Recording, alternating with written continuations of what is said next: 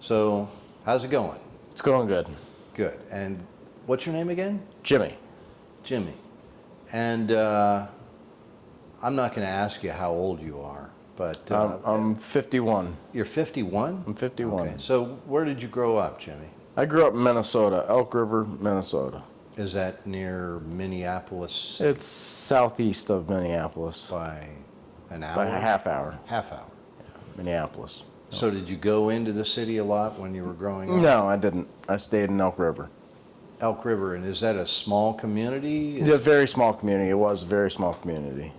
Is it like, so you're a little kid there. Did you do stuff like hunting? I played hockey and fished. Really? Rode snowmobiles. The fish part, are you talking ice fishing? Ice fishing, fished on the river, fished in lakes. Wow. It's actually how I learned how to drive a vehicle was on a lake, frozen Awesome. lake. You learned how to drive on a lake. Yeah, absolutely. And why were you driving on the lake? My my parents left for their 25th anniversary to Jamaica, and left my sister in charge of me, and I just stole the truck and learned how to drive a stick shift at 13. And So the 13-year-old you takes the truck in the middle of a winter, in the middle of and drives out onto a lake. a frozen lake. Yep. It was like the lake was probably about 2 or 3 miles. So by the time I got to the lake, I felt comfortable enough to drive a stick shift. Wow. And then I got on a lake and learned how to drive. Yeah, well, I have the feeling we're lucky to have you here today. Oh yeah. You've had an interesting life, I'm sure. Indeed. So, when did you leave Minnesota? I left Minnesota in 1992. So you were how old? I was just turning, I was 17 going on 18. I was 18. And I had graduated high school and I joined the Navy. wow. I was in love with a girl named Gina, and I wanted to join the Navy because my mother had kind of threw it out there that I needed to do something with my life and to make a life with the girl that I loved. Mm-hmm. So How did Gina take it when you? well, she was excited. She was excited to get out of Elk River, Minnesota. She went with you? No, she didn't go with me initially. She stayed. Gina had a rough life with her parents. We dated all throughout high school. Started partially in junior high, kind of all throughout high school, 10th, 11th, 12th grade. That was my high school, and her 11th grade year, Gina went home one day, and she said she wasn't feeling well, and I had gone to her house after school. I had driven. Gina and I lived about 45 minutes apart. I drove to Gina's house, and both her parents left around 3:30 in the afternoon for work. They worked. I can't remember what they did. I think her dad was a janitor somewhere, and her mother worked at some kind of industry. We'll just say a warehouse. But they both worked nights. So I pulled up. I get there around 4 o'clock, 4:15, and the doors are locked. Gina was a very timid young woman. She was very small, and I knocked on the door. She didn't answer. I broke into the house. I smashed through a window, and I found Gina laying on the floor, blood everywhere, and 2 fetuses next to her. She had a miscarriage and hemorrhaged. She almost died. She came close to death. If I hadn't got there, she would have died. So her parents hated me after that, but we still stayed together. And I think that had to do a lot with my mother being able to stay together, because my mother told her mom that we were never going to go away. We had been dating for so long. And she had told her mother my plans to go in the Navy in my senior year, which I hadn't made that yet. But my mother already had made them plans or started pushing that agenda. So I'm in the Navy. I can fast forward a little bit here. I'm in the Navy. Gina's like household was kind of a shit show. Somehow she ended up at my sister's. My sister still lived in Minnesota. My parents at that time had moved to Annapolis, Maryland. And they flew her out to Maryland. Gina got a job, and she got a job at a Ben Franklin, and the Ben Franklin that she got the job at, which was ironic to say the least, was the same people who owned the Ben Franklin in my small town, Elk River, Minnesota. Wow, what is a Ben Franklin? It was like a hobby store, I think, or something along the lines of kind of a one-stop shop type place. Okay. But I think it was a hobby place. But I remember it being a Ben Franklin. There was one in my town. Okay. The people sold that one in my town and opened the one in Annapolis. Wow, just coincidence. Coincidental. And it was a walking distance to my parents' house. So I hadn't been in Maryland yet. I had a fallout with my parents the graduation year. My graduation year, my mother and father sold the house on the river. We moved in behind the high school, and it was just my father was gone. It was just me and my mother and my sister in an apartment behind the high school, and it was a lot of struggling. And then graduation day came, and I wanted Gina to come to Maryland to help move this stuff to the house that they had bought here in Maryland, and they said no, and I just lost my stuff. My father hit me, and I walked to Gina's house with my cap and gown, and that's when I talked to her father and told him, I need a place to stay until I get in the Navy. So fast forward a little bit, I know I'm bouncing around here, but long story short is I was in the Navy and Gina died. She got struck by a killed on Forest Drive in Annapolis, about a half a mile away from my mom's house. A car wreck? She ran across the street and a car hit her. Killed her instantly. Wow, I'm really sorry to hear all that. Yeah, it was the beginning phases of my breakdown. Like, I had a breakdown. I had mentally, spiritually, and physically checked out. I'm sure. For an 18-year-old too. I was 19, 20. Okay. I think it was going on 20. And Oh, you were in the Navy? I was in the Navy. I was overseas when I found out. Wow. I had missed the viewing. I had missed the funeral. I think I did. I can't remember. I was pretty intoxicated at this point in my life, and I stayed that way for a long time. Intoxicated on Alcohol. alcohol? Yeah, it was readily available, and then it was anything and anything I could get a hold of at that point. After I got out of the Navy, which I got out on a hardship discharge, which was very rare under honorable conditions. Very rare to get the type of discharge I got. It's very rare. And I got that through stabbing an officer in the forearm with a pencil after he told me he wasn't going to discharge me from the Navy.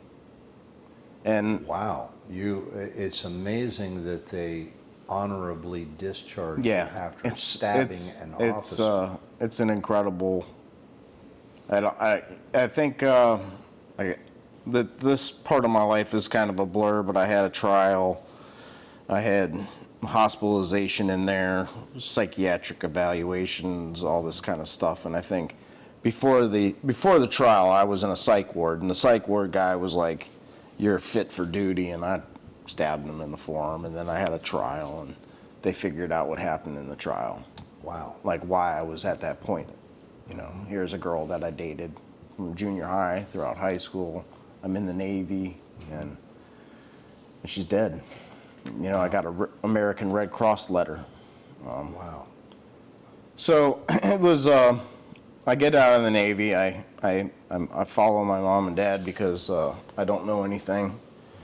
You know, I don't have anything to go back to Minnesota for except for some friend, a friend. I only had really one friend growing up, and it kind of that kind of separated as we got older. And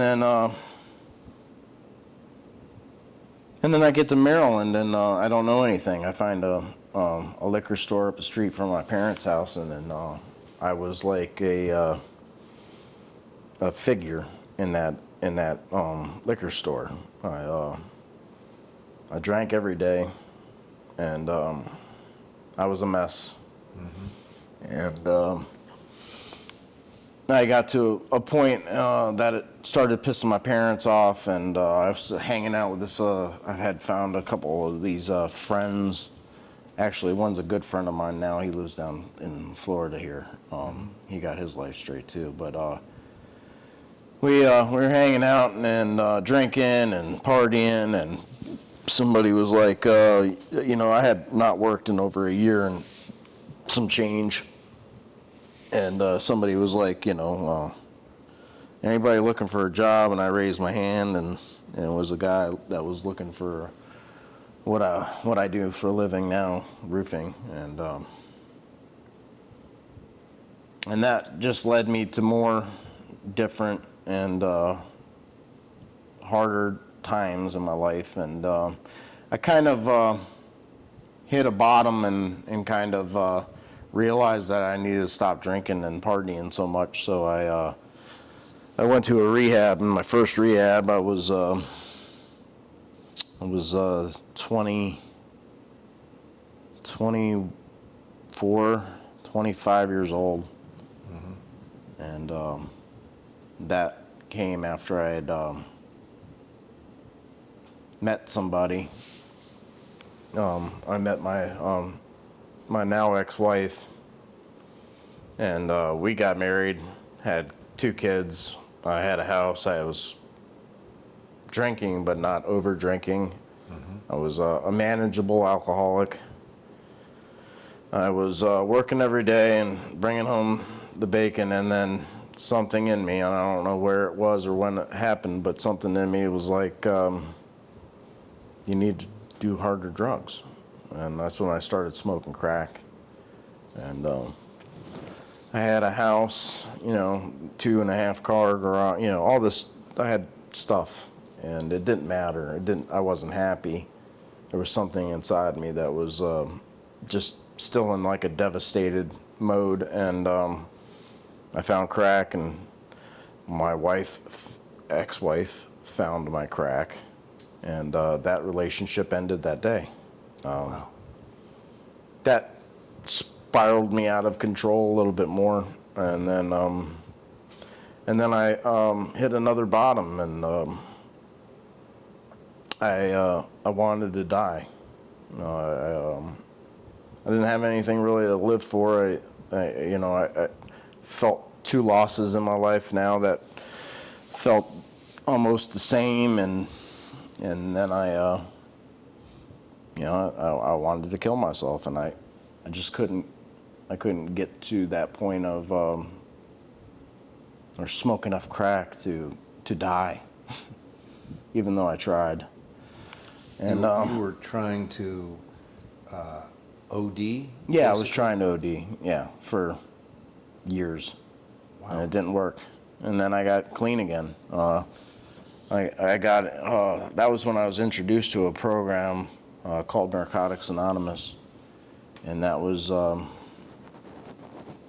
let's say 21 years ago, 20 years ago. And then I just wouldn't do anything. I would get some clean time and not work on myself and not figure out the ticks that made me go back to getting and using and finding ways and means to get more. I just kept failing myself. And it was self-sabotage. I just do it, I would get this like a year or 8 months and use. I would get 6 months and use. It was just, I would back and forth. And then I'd restart my life over and over and over and over again. And I got to a point where I think, oh Christ, must have moved like 12 or 15 times in 1 year. And I was like, I got to do something different. And I slowed down and I started working on myself and started back in the program of Narcotics Anonymous. And I started working on myself and started doing step work and started, sharing meetings and sharing how I felt. And then I met my now wife. I had 7 years clean at this time. And this is years doing what I was doing. And now I have 7 years clean. And we get married and everything's fine. It was great, actually. It was a great wedding. It was awesome. And then her son dies. Wow. He Her was son? Yeah, her son, my stepson. He was murdered. And he's not my blood by any means, and he wouldn't acknowledge me being a stepfather to him, but I could never imagine what my wife had gone through. And we're both addicts, so. You and your wife. Me and my wife. And how old was your wife's son when he was murdered? 21. 21. Do you mind sharing the He incident? he had a drug court case. He had gotten caught with some drugs.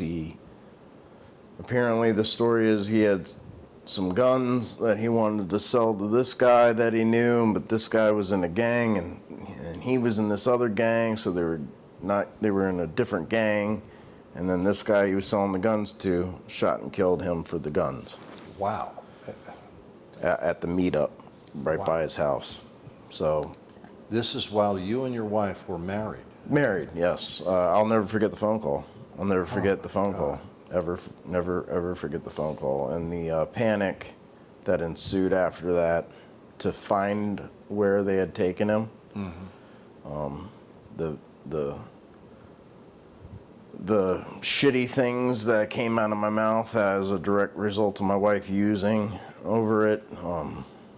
The fucking indecency that I was, and the indecent person that I had become during that time. I still can't forgive myself sometimes.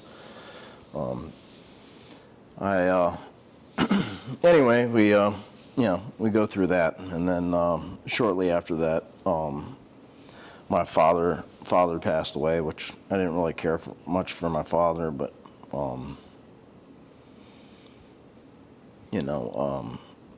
shortly after my father died, my best friend died. The best friend from childhood?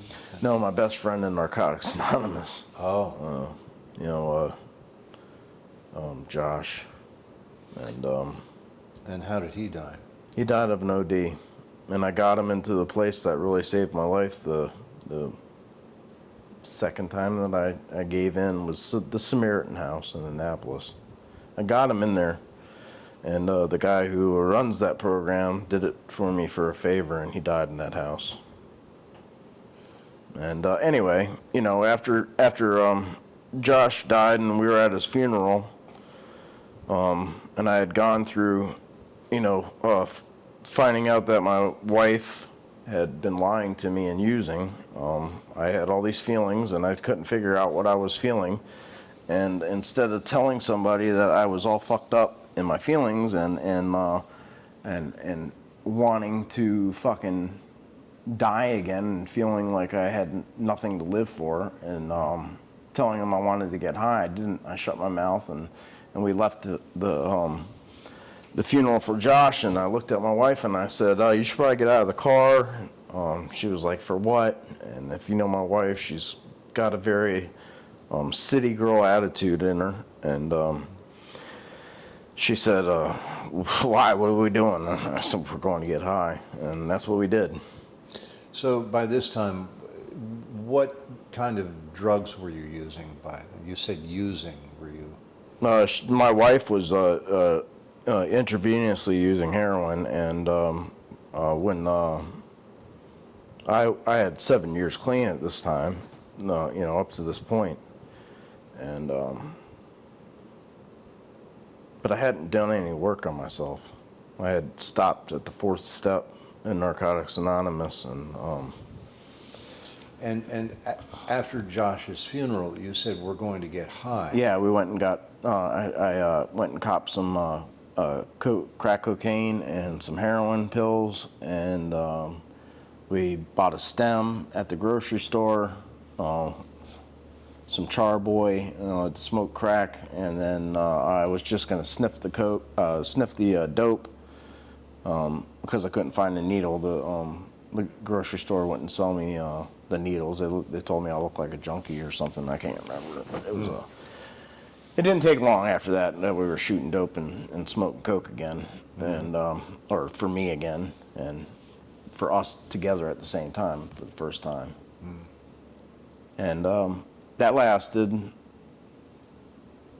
4 years of hell. Wow. I'm so out of the drug world. I didn't even know heroin comes in pills. Yeah, And it comes in, and where I'm from, it comes in pills. In Baltimore, they sell it in a pill form, and they sell it either as raw or scramble. And scramble is it's raw dope mixed with baby laxative or baby formula or something else in it, just to Here's another naive thing. I don't know enough about the heroin world. I know it's cut with stuff. We hear about fentanyl all the time. Was fentanyl yeah, at the end of the 4 years, they started phasing it in, I guess. I don't know. It was 5 years and some change ago. So, actually it was longer than that. It was 8 years ago, I guess, they started doing that. Because that's when I would get the pills of dope in my hand. And I had been doing dope for 4 years now, but at the end of using heroin, I would get it in my hand and start throwing up. And I'd never acted like that before. That's how heavy and strong the fentanyl was. Wow. Like just having it in your hand. Wow. My body would have a natural jerk reaction of throwing up. Wow. Did you ever gagging? I would gag at, it was throw up, and then it got to gagging, and then I was like, dude, we're gonna. My wife had gone out. I had to throw her in the shower, cold shower, and slap the piss out of her to wake her up. I thought she was gonna die, and I told her. I looked at her, and I said, we need to get off this shit. And that's when we decided to get on a methadone program. And got in on methadone program, and I wasn't on it for very long. And then the job that I had gotten a new job, and with the methadone, I got off dope. I stopped smoking crack, but I was still drinking and smoking weed at this time. Thought it was normal. Thought I could be normal. And I'm somewhere in Florida here, and I don't have any methadone to take with me, and I get to South Carolina, and I kick 98 milligram methadone, that I had been on for a couple months. And Did you say you kick? I kicked. What does that mean? It means come off. Okay. I came off of it. You had So taken 90 if milligrams? you stop doing heroin, you have a withdrawal. Okay. The withdrawal is called a kick. Oh, I see. So methadone, which helps you get off of heroin, has a 10 times worse kick Wow. than heroin. Wow. Yeah. And it lasts longer depending on how long you've been doing it. But I'd only been doing it for a couple months, so I only got sick for like a month and a half. So you, at some point, you stopped even doing the methadone? Yeah, I did. Yeah, so I was just drinking and smoking weed and sometimes tooting a line of cocaine. And then the cocaine got stronger. It wasn't smoking it. I wasn't going to go back to smoking it. I was only going to snort it, but I was doing it every day, snorting cocaine and drinking like a fish. Wow. And then I stopped doing cocaine. And then by this time, I'm really sick, in the head. I'm not right at all. I'm accusing my now wife of cheating on me and fucking this guy over here and fucking that guy over here and fucking this dude over here and just driving her fucking insane. And what I did was I drove her into another dick. I accused her of fucking somebody so much that she said, I might as well just go fuck another dude. And that's what she did. And I caught her. I caught her red-handed. Not in the act, per se, but Right. I was out of town. I had taken her tablet. I found out through whatever. I found out. She didn't deny it. She told me I was a piece of shit, and I believed her. And then comes something that it's really hard to talk about is I blacked out drinking one night, and my wife is at the house, and I beat the shit out of her. Like, beat the fucking shit out of her. You had been drinking. You were drunk. I blacked out drunk and beat the fucking brakes off my wife. You were very upset about something. Her cheating on me, and me being the way that I was. I had turned into my father. And I didn't realize that I did that until after I'd stopped drinking. Until I woke up the next morning and realized that the whole house was torn the fuck apart, and there wasn't a wall that didn't have a hole or a door that didn't have a fucking hole through it or ripped apart or off, and she was underneath a pile of fucking clothes that I guess I don't know. But she was hiding in the clothes. She was under the pile of clothes. She Hiding was from beaten me. up, and There wasn't a spot on her that didn't have a fucking mark. There wasn't a spot on her that I could see visually. you said she was high as well. I don't know what she was, but I know I did it. Oh, you knew you did it. And Was she conscious under the pile of clothes? she screamed out from underneath the pile of clothes to get the fuck out of her life and don't ever come back. Wow. So I did, Wow. because I was so fucking disgusted by myself that I knew I couldn't be that person. It's not who I was raised to be, especially from my mother. Right. So I left. I packed a couple things, and I left. And Were you over the hard drugs at that time? yes, I was over the hard stuff at the time. I had just been drinking and smoking weed at that time, but I went back into the rooms of Narcotics Anonymous and picked up another one-day key tag, and I fucking changed, because I don't want to be that person that I had become. I don't want to be that person that I used to be. And I've done everything I can in my power. I've worked on myself and learned about the things that I have done and the things that are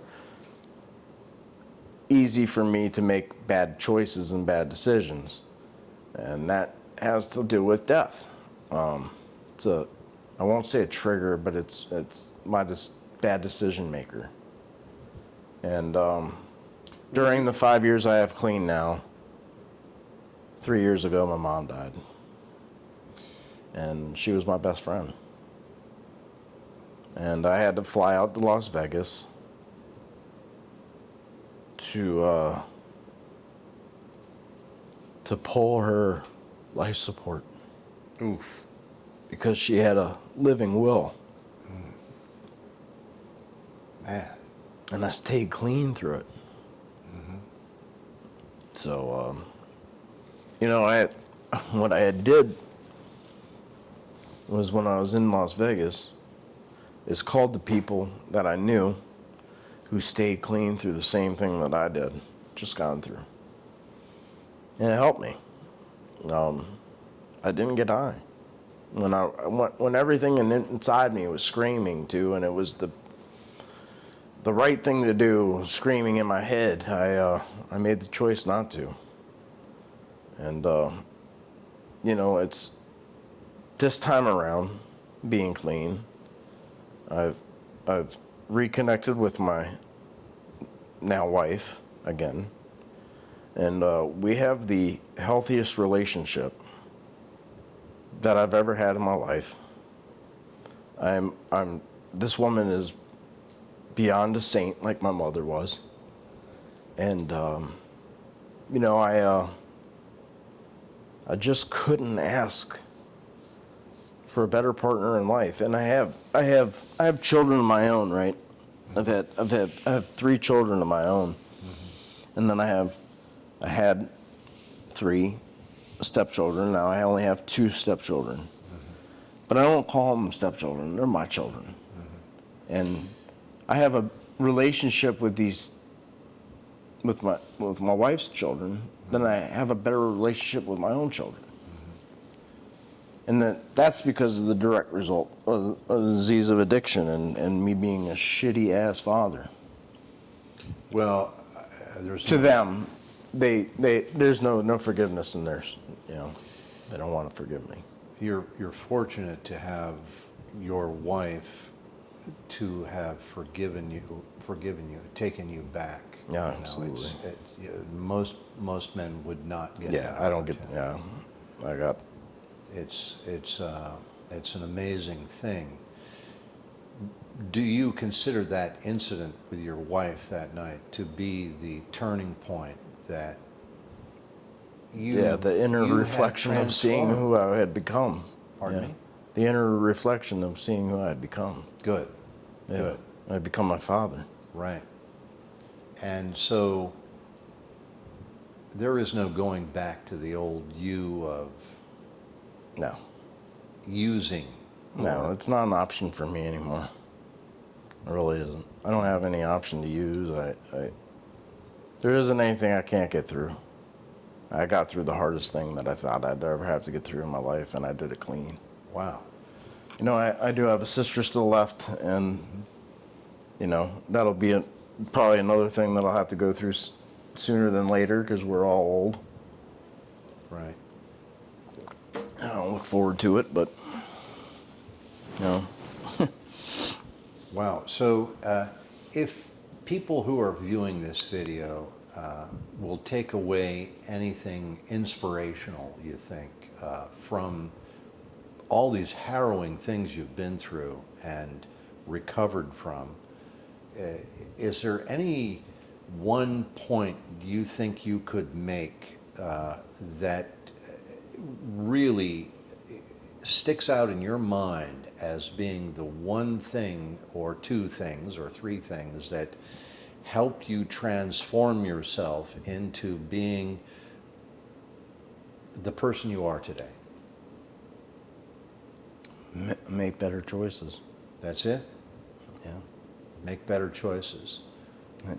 You can't go back in time. Can't go back in time, so I would just move forward and make better choices today. And do from the here right on thing. out, that's what you intend to do, right? You're a very built, fit guy. Through all of this, were you that way? No. No. During those heroin years and stuff? I was 135 pounds. Ah, say that again? 135 pounds. How so tall were you? 5'9". That's 135 pounds? Yeah, I had saggy nipples. Wow. I was gross. Wow. Well, this has been an amazing story. I'm glad you're here with me today. When I met you yesterday, and I started hearing your life, I knew I had to talk to you, okay? Yeah. And I really appreciate the time you've spent with us here today. Is there anything you want to leave us with? Anything? Yeah, be kind. Be kind. Be kind. Be kind and make the right choices. Make the right choices. Just and do the right thing. Yeah. Awesome. Well, Jimmy, thank you for this. No problem. I really appreciate it. It's been good. And when you go back to Maryland, I want you to know that we're thinking about you here. Okay? Awesome. All right. Thank you. All right.